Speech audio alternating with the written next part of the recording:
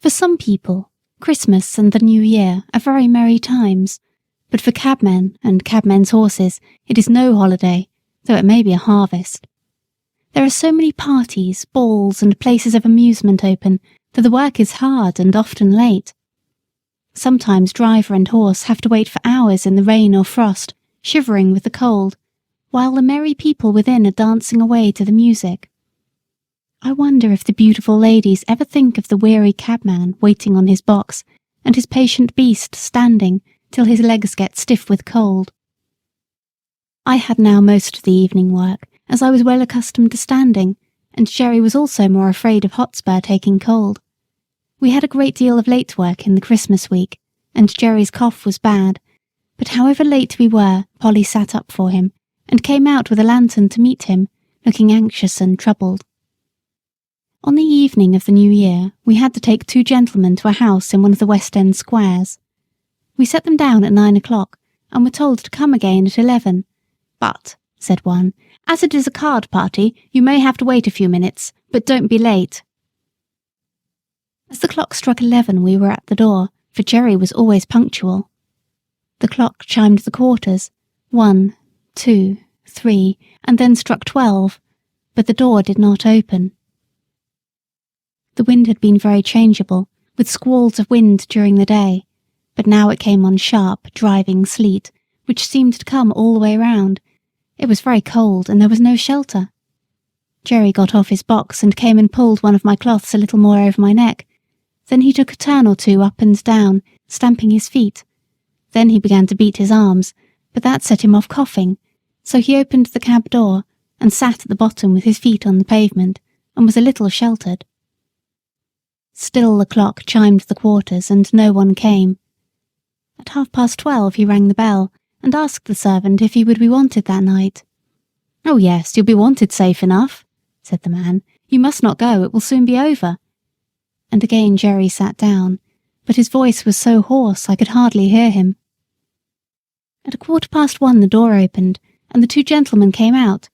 They got into the cab without a word, and told Jerry where to drive. That was nearly 2 miles. My legs were numb with cold, and I thought I should have stumbled. When the men got out, they never said they were sorry to have kept us waiting so long, but were angry at the charge. However, as Jerry never charged more than was his due, so he never took less, and they had to pay for the 2 hours and a quarter waiting, but it was hard-earned money to Jerry. At last we got home. He could hardly speak, and his cough was dreadful. Polly asked no questions, but opened the door and held the lantern for him. "Can't I do something?" she said. "Yes, get Jack something warm, and then boil me some gruel." This was said in a hoarse whisper. He could hardly get his breath, but he gave me a rub-down as usual, and even went up into the hayloft for an extra bundle of straw for my bed. Polly brought me a warm mash that made me comfortable, and then they locked the door. It was late the next morning before anyone came, and then it was only Harry. He cleaned us and fed us and swept out the stalls, then he put the straw back again as if it was Sunday. He was very still, and neither whistled nor sang. At noon he came again and gave us our food and water. This time Dolly came with him. She was crying, and I could gather from what they said that Jerry was dangerously ill, and the doctor said it was a bad case. So 2 days passed, and there was great trouble indoors. We only saw Harry, and sometimes Dolly. I think she came for company, for Polly was always with Jerry, and he had to be kept very quiet. On the 3rd day, while Harry was in the stable, a tap came at the door, and Governor Grant came in. "I wouldn't go to the house, my boy," he said, "but I want to know how your father is." "He is very bad," said Harry. "He can't be much worse. They call it bronchitis. The doctor thinks it will turn one way or another tonight." "That's bad, very bad," said Grant, shaking his head. "I know 2 men who've died of that last week. It takes them off in no time. But while there's life, there's hope, so you must keep up your spirits." "Yes," said Harry quickly, "and the doctor said that father had a better chance than most men because he didn't drink. He said yesterday the fever was so high that if father had been a drinking man, it would have burned him up like a piece of paper, but I believe he thinks he will get over it. Don't you think he will, Mr. Grant?" The governor looked puzzled. "If there's any rule that good men should get over these things, I'm sure he will, my boy. He's the best man I know. I'll look in early tomorrow." Early next morning he was there. "Well?" said he. "Father is better," said Harry. "Mother hopes he will get over it." "Thank God," said the governor. "And now you must keep him warm and keep his mind easy, and that brings me to the horses. You see, Jack will be all the better for the rest of a week or two in a warm stable, and you can easily take him a turn up and down the street to stretch his legs. But this young one, if he does not get work, he will soon be all up on end, as you may say, and will be rather too much for you, and when he does go out there'll be an accident." "It is like that now," said Harry. "I have kept him short of corn, but he's so full of spirit I don't know what to do with him." "Just so," said Grant. "Now look here, will you tell your mother that if she is agreeable I will come for him every day till something is arranged, and take him for a good spell of work, and whatever he earns I'll bring your mother half of it, and that will help with the horses' feed. Your father is in a good club, I know, but that won't keep the horses, and they'll be eating their heads off all this time. I'll come at noon and hear what she says." And without waiting for Harry's thanks, he was gone. At noon, I think he went and saw Polly, for he and Harry came to the stable together, harnessed Hotspur, and took him out. For a week or more he came for Hotspur, and when Harry thanked him or said anything about his kindness, he laughed it off, saying it was all good luck for him, for his horses were wanting a little rest which they would not have otherwise had. Jerry grew better steadily, but the doctor said he must never go back to the cab work again if he wished to be an old man. The children had many consultations together about what father and mother would do, and how they could help to earn money. One afternoon, Hotspur was brought in very wet and dirty.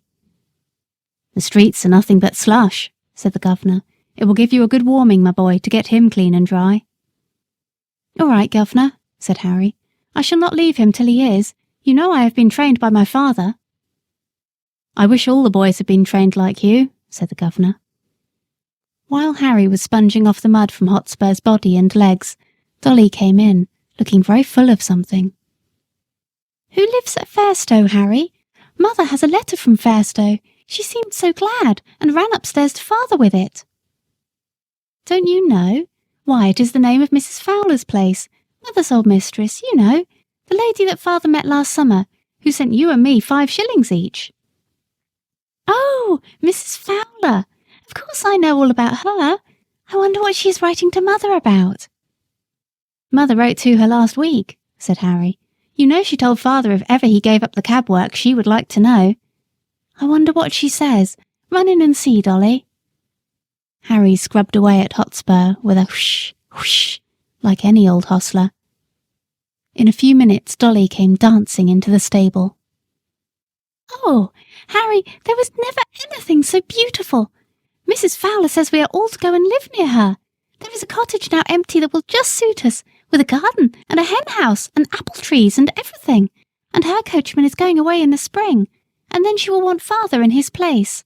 And there are good families round where you can get a place in the garden or the stable or as a page boy. And there's a good school for me, and mother is laughing and crying by turns, and father does look so happy." "That's uncommon jolly," said Harry, "and just the right thing, I should say. It will suit father and mother both, but I don't intend to be a page boy with tight clothes and rows of buttons. I'll be a groom or a gardener." It was quickly settled that as soon as Jerry was well enough, they should remove to the country, and that the cab and horses should be sold as soon as possible. This was heavy news for me, for I was not young now, and could not look for any improvement in my condition. Since I left Birtwick, I had never been so happy as with my dear Master Jerry, but 3 years of cab work, even under the best conditions, will tell on one's strength, and I felt that I was not the horse that I had once been. Grant said at once that he would take Hotspur, and there were men on the stand who would have bought me, but Jerry said I should not go to cab work again with just anybody, and the governor promised to find a place for me where I should be comfortable. The day came for going away. Jerry had not been allowed to go out yet, and I never saw him after that New Year's Eve, Polly and the children came to bid me goodbye. "Poor old Jack, dear old Jack, I wish we could take you with us," she said, and then laying her hand on my mane, she put her face close to my neck and kissed me. Dolly was crying and kissed me too.